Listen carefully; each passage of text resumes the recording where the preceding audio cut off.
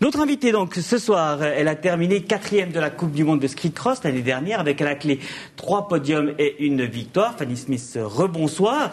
La saison de ski cross qui va débuter plutôt début décembre, mais vous avez déjà fait des étincelles, notamment du côté de l'Australie et de la Nouvelle-Zélande. Oui, on est reparti cet été justement en Australie-Nouvelle-Zélande pour un peu s'entraîner et puis pour faire trois compétitions. Ouais. Et puis c'est plutôt bien été. On a eu 2 compétitions en Australie, que j'ai fait une première et une deuxième place. Et puis en Nouvelle-Zélande, j'ai gagné encore. Ouais, on va voir justement des images de ce qui s'est passé. C'est facile de se mettre dans l'ambiance comme ça au mois d'août déjà de la compétition. C'est un peu difficile, surtout que cette année, on avait décidé un peu de commencer à skier un peu plus tard. Donc en fait, quand je suis arrivée à ma première course, là, j'étais à peut-être mon 5e jour de ski. Puis l'Australienne, ça faisait déjà 1 mois ou 2 mois qu'elle skiait parce que comme chez eux, c'est inversé. Ah ouais.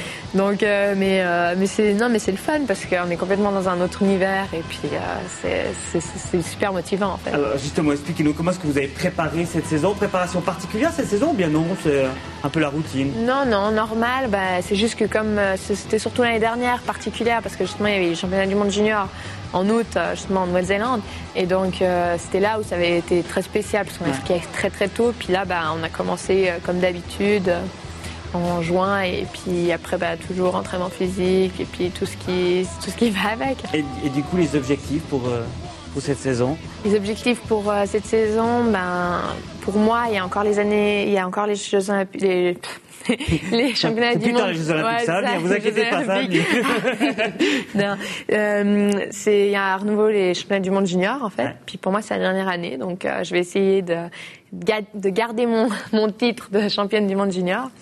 Et puis après, j'ai les X Games qui m'arrivent au bout du nez, donc j'aimerais les gagner. Puis là aussi, je suis au podium du classement général, donc j'aimerais finir dans le top 3 du classement général. Ouais, parce que ça, il y a les X Games, la Coupe du Monde, il faut tout gérer ça en parallèle. Hein. C'est ça, ouais. Donc ça court un peu partout, mais c'est très plaisant. Et puis vous l'avez déjà dit, on sent que ça vous brûle quand même les Jeux Olympiques de Sochi. Vous y pensez tous les jours, c'est pas possible. Ouais, mais c'est un lapsus révélateur en fait. Ouais, non, mais ça se prépare quand même. Puis non, mais c'est quelque chose qui est tellement grandiose et tout que qu'on attend que ça en fait. C'est l'événement qui est tellement c'est 2014, il y a encore 3 ans à attendre. 2014, mais bon, ça arrive bientôt. Bien. Merci beaucoup, on vous souhaite une très très bonne saison.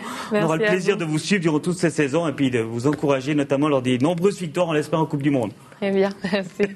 Merci beaucoup. Puis avant de refermer ce journal, sachez qu'en football américain, le LUCAP de Lausanne s'est incliné en finale du championnat. C'était ce dimanche devant près de 600 spectateurs. Les Vaudois se sont inclinés 12-8 contre Genève. À noter que les Riviera-Seine ont décroché la médaille de bronze en battant la Côte dans la petite finale. C'est la fin de ce journal des sports. Je vous retrouve dans quelques minutes pour un sport hebdo interactif spécial Lausanne Sport. Jean-François Collet, Martine Rueda, Sébastien Meoli répondront en direct à vos questions. À tout de suite.